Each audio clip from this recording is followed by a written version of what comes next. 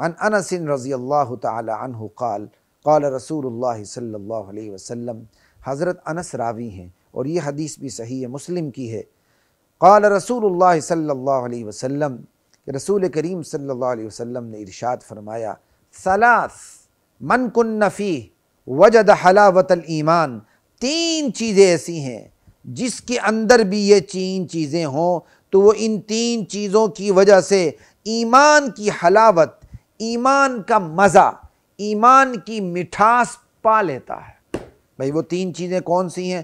پہلی چیز ان یکون اللہ ورسولہ احب الیہ مما سواہما، اللہ اور اس کے رسول سب سے زیادہ اس کو محبوب ہو جائے، ما سوا سے محبوب ہو جائے، اللہ اور رسول کے علاوہ جو کچھ ہے سب سے زیادہ محبوب اسے اللہ اور اس کے رسول ہو جائے۔ ایک شعر تھا، بڑا پرانا شعر، مجھے یاد تھا، ذہن میں نہیں آ رہا،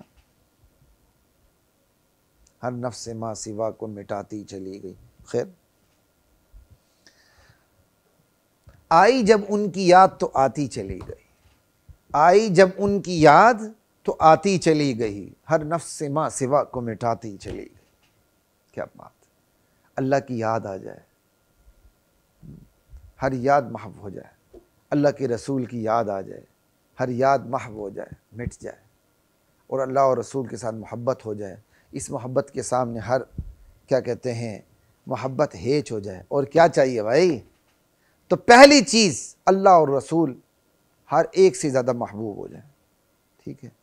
اور دوسری چیز جس سے ایمان کی میٹھاس نصیب ہوتی ہے، وَأَن يُحِبَّ الْمَرْءَ لَا يُحِبُّهُ إِلَّا لِلَّهِ، بندہ کسی سے محبت کرے تو محبت کی وجہ دنیا نہ ہو، صرف اللہ کی وجہ سے اس سے محبت کرے۔ بندہ بندے سے محبت کرے تو بندہ بندے سے جو محبت کرتا ہے اس کی وجہ اللہ کے سوا کوئی بھی نہ ہو، کہ اس کو اللہ کی وجہ سے کسی بندے سے محبت ہو رہی ہو۔ اور جو بندے کے اندر یہ کیفیت پیدا ہو جائے کہ وہ کسی بندے سے اس لیے محبت کرتا ہے کہ یہ اللہ کا حکم ہے، وہ میرا مومن بھائی ہے، مسلمان بھائی ہے، اللہ اکبر، تو وہ ایمان کی میٹھاس پا لیتا ہے۔ اور تیسری چیز وَأَن يَكْرَهَ أَن يَعُودَ فِي الْكُفْرِ كَمَا يَكْرَهُ أَن يُقْذَفَ فِي النَّارِ، بندے کو واپس کفر کی طرف پلٹنا، کفر کی کے گڑھے میں گرنا اتنا ہی ناپسند ہو جتنا اسے آگ میں ڈالا جانا ناپسند ہے۔ کہ کفر کی طرف جاتے ہوئے اسے اتنی کراہت محسوس ہو جتنی کراہت بندے کو کم سے کم آگ میں ڈالے جانے سے ہوتی ہے، کہ ارے میں آگ میں ڈالا جا رہا ہے، وہ کفر کا نام سنتے ہی کہ میں کفر کی طرف واپس جاؤں، نہیں نہیں نہیں، بس یہ تین چیزیں، اللہ اور اس کے رسول سے محبت، اور کسی سے محبت صرف اللہ کے لیے، اور کفر کی طرف پلٹنا اس کے لیے ایسے ہی ناپسند ہو جس طرح آگ کے اندر ڈالا جانا ناپسند ہے۔ جب یہ تین چیزیں بندے کے اندر پیدا ہو جاتی ہیں تو وہ ایمان کا مزہ چکھ لیتا ہے۔ اللہ اکبر، اس پر بھی اتنی ہی بات کافی ہے۔ آخری حدیث ذکر کر کے انشاءاللہ آج کی اس مختصر ترین نشست کا اختتام کرتے ہیں، اور یہ آخری حدیث متفق علیہ حدیث ہے، صحیح بخاری میں بھی ہے، صحیح مسلم میں بھی۔ اچھا، مجھے ایک بات یاد آ گئی اپنے مرحوم والد کی۔ میرے مرحوم والد لاہور کے ایک مشہور مدرسے میں امتحان لینے جایا کرتے تھے، تو اس وقت زبانی امتحانات ہوا کرتے تھے، یہ تو وفاق کی وجہ سے بعد میں تحریری امتحانات بھی آ گئے۔ تو والد صاحب حدیث کا امتحان لے رہے تھے، تو ایک مدرسے میں جو ابھی سرکردہ کیا کہتے ہیں ذمہ داری پر ہیں، تو صاحبزادوں میں تھے، تو والد صاحب نے ان سے سوال کیا، والد صاحب نے ہمیں یہ بات بتائی تھی، رواہ الشیخان، شیخان نے اسے روایت کی ہے، ٹھیک ہے۔ والد صاحب نے پوچھا یہ شیخان کون ہے؟ تو جواب دینے والے نے کہا دو بوڑھے۔ تو مجھے بات یاد آئی صحیح بخاری اور صحیح مسلم سے، یہ دو بوڑھے یہ دو شیخ ہیں بھائی، شیخ، سمجھ آئی بات کی؟ متفق علیہ۔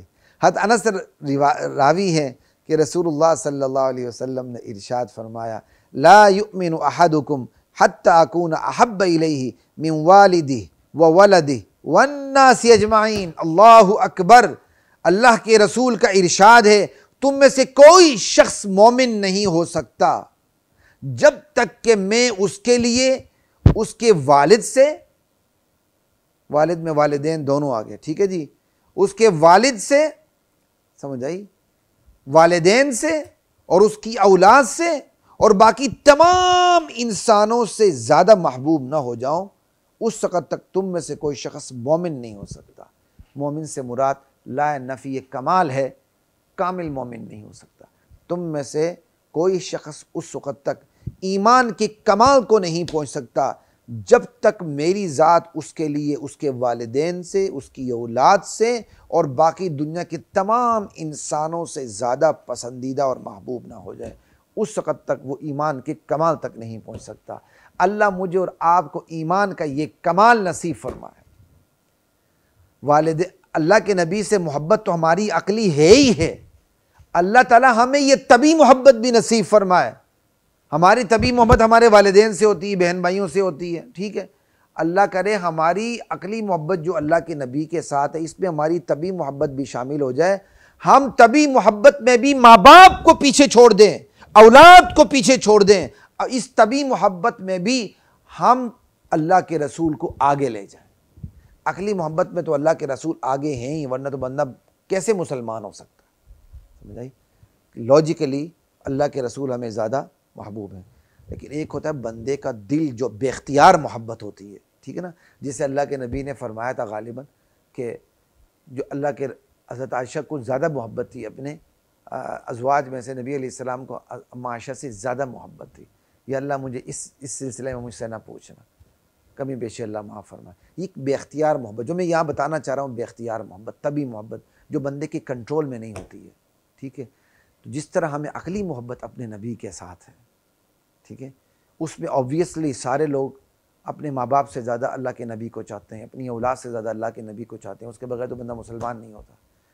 اللہ ہم طبی محبت میں بھی ہمیں والدین کو پیچھے کرنے، اولاد کو پیچھے کرنے اور نبی کو آگے کرنے کی توفیق عطا فرمائے۔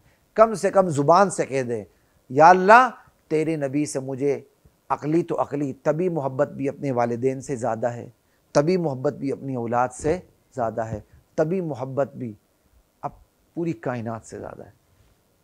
زبان سے کہیں، اذا تقرر تقرر، زبان سے بار بار کہیں گے دل میں انشاءاللہ اتر جائے گی۔ السلام علیکم ورحمۃ اللہ وبرکاتہ۔ وَلَقَدْ أَنزَلْنَا